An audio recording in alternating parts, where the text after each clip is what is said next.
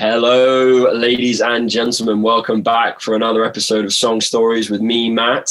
And me, Joe. And today we are going to do the song Penny Drop. No, that one, you know? And we end it there. Song Stories. Song Stories. Come on.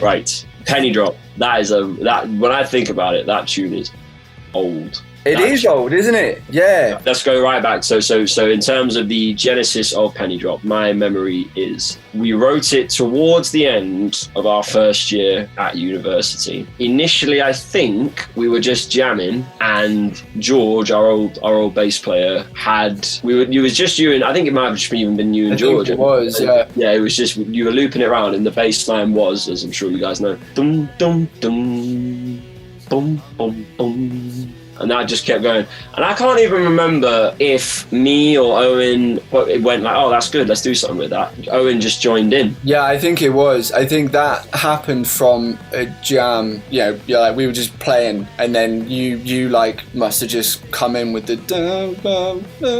Yeah, I remember being in the rehearsal room, and I think when I came through with that melody, that Goodbye to My Heavy Chains, I think that was when we knew it was like, we need to like keep developing this, because I think, yeah, it all happened very, very. I think we wrote it in one rehearsal. Maybe. Yeah, it didn't take long to sort of get everything down for it. In terms of that guitar bit, where it's the that didn't come till a bit later on. We worked out the structure of the tune, and then right towards the end, I think Owen said, "Oh, what about if we just started with the?"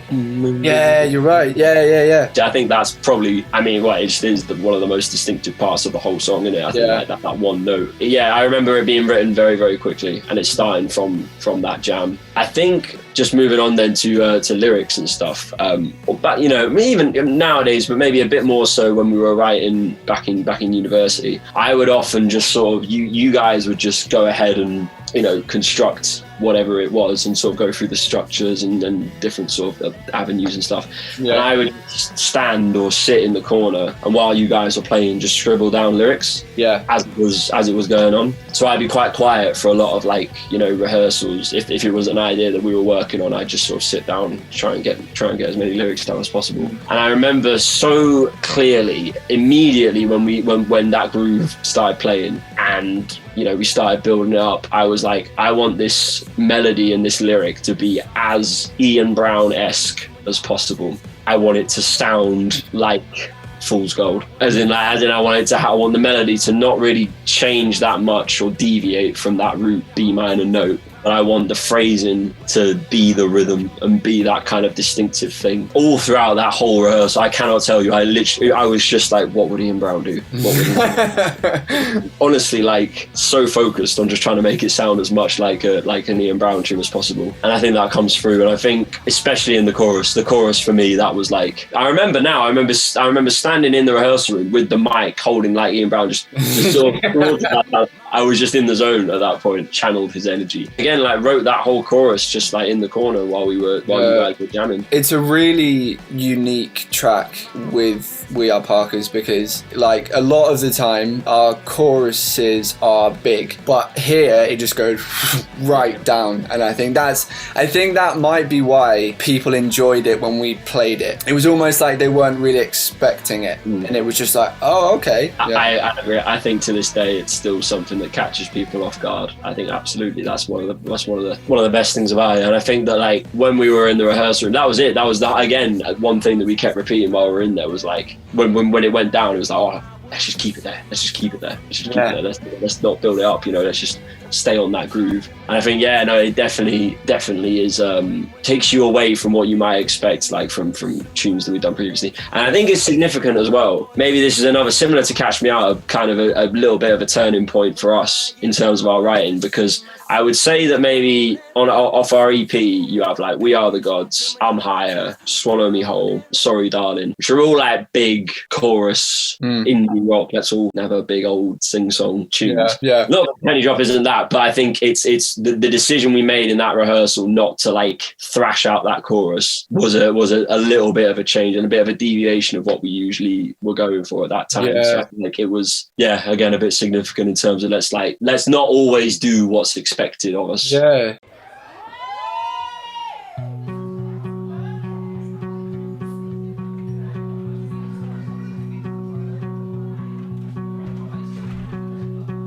I think with this, it's like we've managed to put like all of the bits of Parkas that we really love in one kind of tune. Like it has like a hip hop groove, and then like a like a big like that like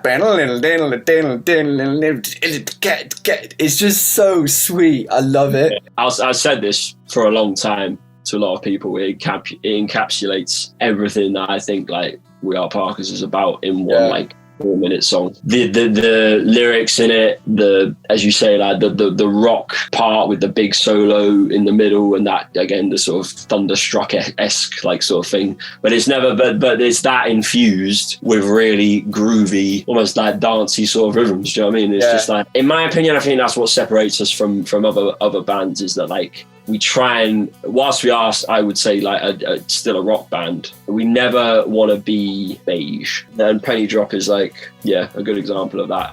Whenever it's good now, I think, again, like a precursor to like us writing nowadays, if something sounds a bit too predictable, I think we all, me and you especially, are just like, nah, we can do that better. Like, it's about taking risks, and I think I've watched like lots of bands who are just kind of like in their own kind of box and are a bit scared about, like going out, and it's like, no man, just fucking do it. Absolutely. But I think that's just something that comes quite naturally, and I think that's again a really archetypal thing to We Are Parkas, which I'm very proud of. So if we move on now to reception, or like what or when we first started playing it live, what did you gauge from the audience? The amount of people that learn the chorus quickly, because I think at the time we were playing Moles a lot, and I think we only needed to play there twice, and like literally everybody was going, "When will I wake?" and it was just like, that was what we wanted, man. I agree.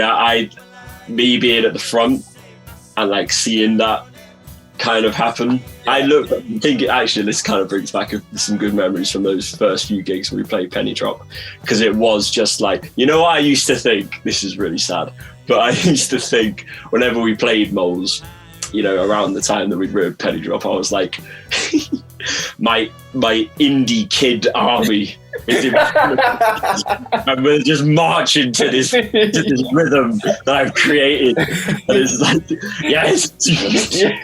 You with like a microphone, like a microphone and a copy of like the Smiths' The Queen Is Dead. You know what I mean? Like, or like the Stone Roses debut album. Like, put on your corduroy trousers and Doc Martens, and we march. Exactly. Over my head. If anyone was wondering, and was at any of those early shows, that's what I was thinking. That was what was going on. It was. I tell you what, though, man, it's I laugh, but it was.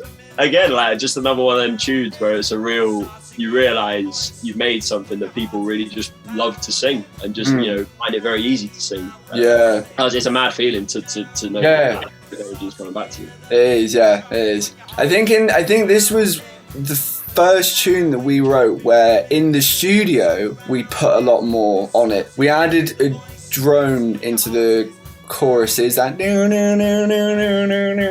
and then we added some parts onto the drums. I think like we like really plugged in, if you're pardon the pun. We recorded it with Jamie Williams, if I recall correctly, who actually he did our EP as well. But we really went to town on that. I think it was again first sort of time we started layering guitars and getting a bit more creative with that sort of thing. I remember that in that breakdown section. If you listen very carefully on the recording, you might be able to hear it, but there was a very long discussion, I think, between you and Jamie about what the rhythm, because obviously you have the sort of rim shots going through, then you wanted this kind of ding, ding, ding, ding, ding, ding, ding, ding, ding, ding. And what is actually on the recording, if you listen very closely, you'll hear it, is Jamie with a mug and some kind of metal bar leaning down towards a microphone, a directional microphone, and just going ding, ding, ding, ding, ding, ding, ding, ding, ding, ding. Just literally with a mug you would use for tea. Yep. Which I always think is quite mad because it's such a high frequency. But I swear that no one would ever tell. Or maybe they can, I don't know, maybe I'm just, everyone's known for ages. But it's a mug. Yeah. Mug. You know what I mean? I just think that's really sick. Yeah.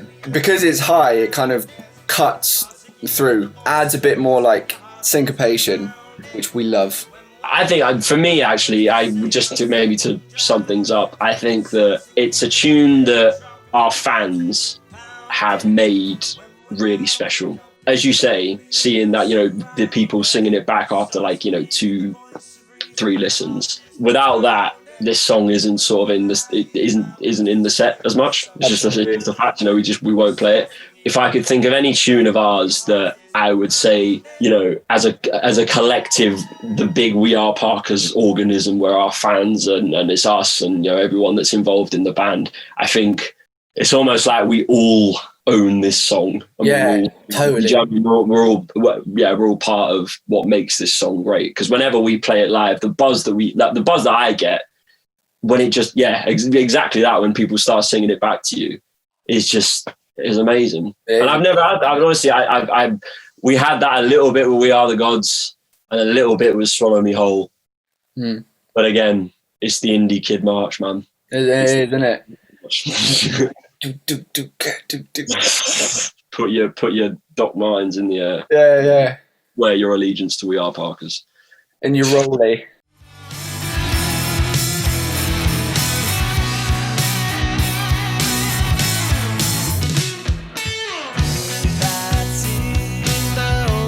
It's one of them tunes where our fans have just made it special. And every time that we play it in Bristol or Bath, or London as well, I think. It's it always, the roof comes off. And I just love it, because I can just get, thing is as well, I can just vocally, for me, I just get more and more and more intense as it goes on. And the side, in our live performances now, it's like, you're right. So I mean, it's just I just love it. Yeah, I think if I had to show one tune from We Are Parkas, it would be this. 100%. I think this, again, as we mentioned earlier, encapsulates a lot of what the band is about, and a lot of what me and you, being two of the sort of founding members, I think we both know what we want to convey with the band, with We Are Parkas. And I think Penny Drop is one of the tunes that's gotten in that 4-minute period has gotten as close as it's possible to represent us in the best possible way. You know what I mean? So I think that's absolutely one of the tunes I'm most proud of, not just in Parkas, but in my whole any tune that I've written or been involved in writing. So I think But again, our lovely fans have also made it incredibly special for us, because to see it sung back to you with such passion and with such enthusiasm is a very special thing. I'm very grateful for it. It's sick, man. Whenever we're on stage, and it's usually in that little do at the start, I might turn around and just look at you before you pound snare into oblivion. Shagat. And just I think it's a moment where we connect very strongly as well on stage. Yeah, I think that is the hardest I will ever hit my snare. It really is, just going. Now you've started to do these little, on the toms I'm just worried about every flipping drum that you're hitting, because the snare comes through like a clap of thunder. just take care of. We can't afford. We can't afford any broken drum skins, especially not now. Can't be paying for that during COVID times. Like, it's just not happening. To be like that. Kind of like ever so slightly. Must take care of my snare. Surroundings. It's hard to hear the voice of reason when your heart is pounding. When will I eat my words to save myself from drowning? It's hard to hear the penny dropping when your heart is pounding. Cool. Right. I think that's all we can say about Penny Drop. To be honest, one of my favorite tunes to play live, hands down. Yeah. Probably, if I'm honest, probably the favorite tune. I would say. I would agree. Yeah. So thank you to whoever suggested Penny Drop for Song Stories episode 2. And should we finish as we start? Let's do it. Song Stories. Song Stories. Goodbye. Cheers, man.